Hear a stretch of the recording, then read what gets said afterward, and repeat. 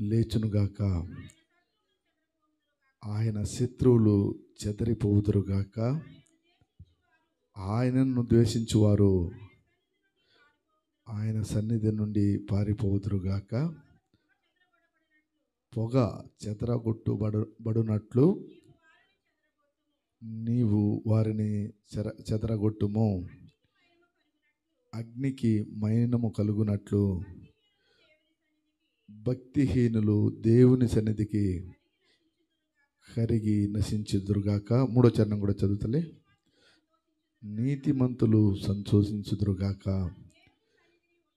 వారు దేవుని సన్నిధిని ఉల్లసించుదురుగాక, వారు మహానందము పొందుదురుగాక. దేవునికి మహిమ కలుగునుగాక. హల్లెలూయా. దేవుడు లేచునుగాక అని ఎంతమంది నమ్ముతారండి? మళ్ళీ నా దేవుడు తిరిగి లేచాడు, నా కొరకే మరణమును జయించి లేచాడని అందరం నమ్ముతామా? ప్రతి ఒక్కరం కూడా ఆ మాట నమ్ముతాము. మళ్ళీ దేవుడు తిరిగి వస్తాడు అని ఎంతమంది నమ్ముతారు?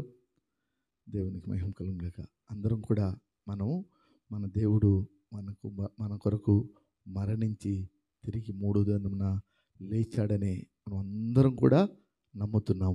మళ్ళీ మన రాజు తిరిగి మన కొరకు వస్తాడని కూడా మనం అందరము నమ్ముతున్నాం.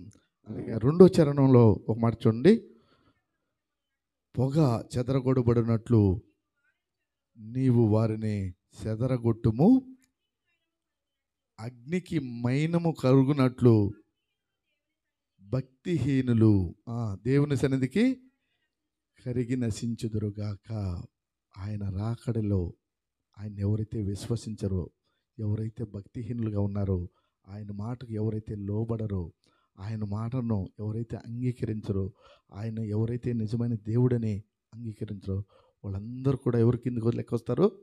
భక్తిహీనుల కిందకి లెక్కలెక్కి వస్తారు. వారందరూ ఏమైపోతారండి? కరిగి నశించిపోతారు. ఎవరైతే దేవుని నమ్ముతారో, ఎవరైతే దేవుడు విశ్వసిస్తారో, ఎవరైతే నా కొరకు మరణం జయించి తిరిగి లేచాడని విశ్వసిస్తారో, ఎవరైతే మళ్ళీ నా దేవుడు నన్ను తీసుకువెళ్ళటానికి తిరిగి వస్తాడని విశ్వసిస్తారో, వాళ్ళందరూ ఏమవుతారంట? మూడో చరణంలో ఉంది, ఉల్లసించుదురుగాక, సంతోషించుదురుగాక, ఆనందించుదురుగాక. మనం అందరం కూడా దేవుడు మళ్ళీ నా కొరకు తిరిగి లేచి వచ్చాడు, వస్తాడు అని నమ్మి విశ్వసించిన వారు, ఆయనే నిజమైన దేవుడని అంగీకరించిన వారు అందరూ కూడా నిత్య రాజ్యంలో ఎల్లప్పుడూ మనము సంతోషించే వారంగా ఉంటాం. ఎప్పుడు ఆయన సన్నిధిలో మనము ఆనందించే వారంగా ఉంటాం. అందుకే ఏ విషయంలో కూడా ఇంకా ఆయన నిజమైన దేవుడు కాదు, ఆయన తిరిగి మరణమును జయించి తిరిగి లేచాడని కొంతమంది ఇంకా విశ్వసించరు.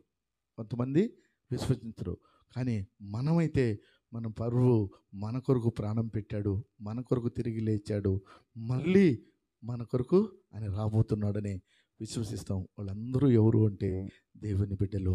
వారందరూ దేవుణ్ణి అంగీకరించిన బిడ్డలు.